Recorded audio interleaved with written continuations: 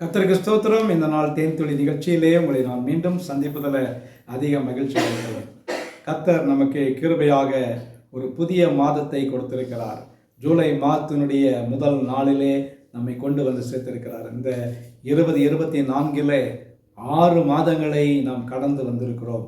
இந்த 6 மாதங்களை நாம் திரும்பி பார்க்கின்ற வேளையில் எவ்வளவு கடினமான பாதையில், வியாதியில், வருத்தத்தில், சோர்ந்து போன நேரத்தில், அநேக பொருளாதார நெருக்கடிக்குள்ளாய் கடந்து சென்று இந்த வாழ்க்கையை குறித்து நாம் அநேக நேரங்களிலே என்ன ஆண்டவரே, எப்படி நான் இந்த 6 மாதத்தை முடிப்பேன் என்று நாம் திகைத்து கொண்டிருக்கின்ற வேளையில் கிருபையாக இந்த 6 மாதத்தை முடித்து அவர் இந்த ஜூலை மாதத்தினுடைய முதல் நாளிலே கொண்டு வந்து நிறுத்தியிருக்கிறார்.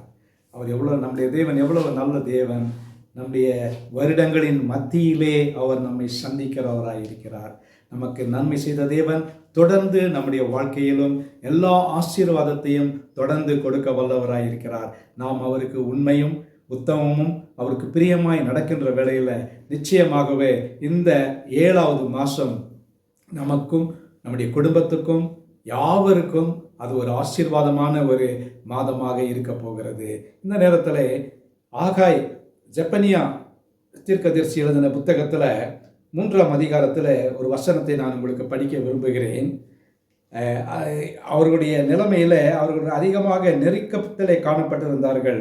அந்த இஸ்ரவேல் மக்கள் அவர்களை குறித்து பல காரியங்களை சொல்லி, நான் உங்கள் நடுவில் இருக்கிறேன், இனி நீங்கள் தீங்கை காண மாட்டீர்கள் என்று சொல்லி அவர் 20வது வசனத்தில் இப்படியாக சொல்லுகிறார், அக்காலத்திலே உங்களை கூட்டிக் கொண்டு வருவேன், அக்காலத்திலே உங்களை சேர்த்து கொள்ளுவேன், உங்கள் கண் காண நான் உங்கள் சிறையிருப்பை திருப்பும் போது பூமியில் உள்ள சகல ஜனங்களும் நான் உங்களை கீர்த்தியும் புகழ்ச்சியுமாய் வைப்பேன் என்று கர்த்தர் சொல்லுகிறார். நான் உங்களை கீர்த்தியும் புகழ்ச்சியுமாய் வைப்பேன். கிறிஸ்துவுக்குள் பிரியமானவர்களே, தேவனால் அழைக்கப்பட்ட மக்களாய் இருக்கிற நாம் இந்த உலகத்திலே வாழ்கின்ற வேளையில் நாம் கீர்த்தியும் புகழ்ச்சியுமாய் இருக்க வேண்டும். தாழ்ந்து போயிருப்பதல்ல. தேவனுடைய பிள்ளைகளாக இருக்கின்ற வேளையில், தேவனுடைய சொத்தாக இருக்கின்ற வேளையில் அவர் ஒருபோதும் நம்மை கைவிட மாட்டார். அவர் நமக்கு எந்த தீங்கையும் அனுமதிக்க மாட்டார். நம்முடைய எல்லா தேவைகளையும் சந்திப்பார். அவர் சொன்ன வார்த்தையின்படியாக அவர் நம்மை கூட்டி சேர்த்து கொள்ளுவார், நம்மை அணைத்து கொள்ளுவார். நம் கண் முன்னே நம்முடைய எல்லா சிறையிருப்பையும் நிறுத்துவார், ஏற்று போடுவார். சிறையிருப்பு என்று சொல்கின்ற வேளையில் இந்த நாட்களிலே அநேக காரியங்களிலே சிறைப்பட்டு போய் கிடக்கிறோம், விடுதலை கிடைக்க முடியாமல் இருக்கிறோம். அதற்கு நம்முடைய ஆண்டவராகிய இயேசு கிறிஸ்து மட்டுமே பதில் கொடுக்க வல்லவராய் இருக்கிறார். அவர் மட்டுமே நமக்கு விடுதலை கொடுக்க போகிறவராய் இருக்கிறார். ஆகவே இந்த ஜூலை மாதத்திலே நாம் நடந்து செல்கின்ற வேளையில் நம்முடைய எல்லா சிறையிருப்பும் நீக்கப்படும்.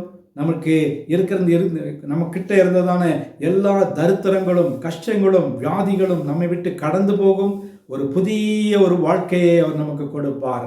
அவர் அதோடு கூட கடைசியில் சொல்லுகிறவர்களே, உங்களை நான் கீர்த்தியும் புகழ்ச்சியுமாய் வைப்பேன். கிறிஸ்துவுக்குள் பிரியமானவர்களே, இந்த கீர்த்தியும் புகழ்ச்சியும் அவரிடத்திலிருந்து வருகிற பொழுது நாம் ஆசீர்வதிக்கப்பட்டவர்களாய் காணப்படுவோம். ஜெபிப்போமா? நல்ல ஆண்டவரே, இந்த ஜூலை மாதம் 1ஆம் தேதியில் நீர் எங்களுக்கு கொடுத்த இந்த வாக்குத்தத்த வசனத்துக்காக ஸ்தோத்திரம். எங்களை கீர்த்தியும் புகழ்ச்சியுமாய் வைப்பேன் என்று சொன்ன தேவன் இந்த நாளில் உண்மையாகவே அப்படியே செய்து எங்களை ஆசீர்வதிக்க வேண்டுமா ஜெபிக்கிறோம். எல்லா காரியத்தையும் கருத்தில் போடுகிறோம். மீட்பர் இயேசுவின் நாமத்தில் ஜெபிக்கிறேன் நல்ல பிதாவே, ஆமேன், ஆமேன். கர்த்தர் உங்களை ஆசீர்வதிப்பாராக. இந்த ஜூலை மாதம் உங்களுக்கு ஒரு ஆசீர்வாதமான ஒரு மாதமாக அமையும்.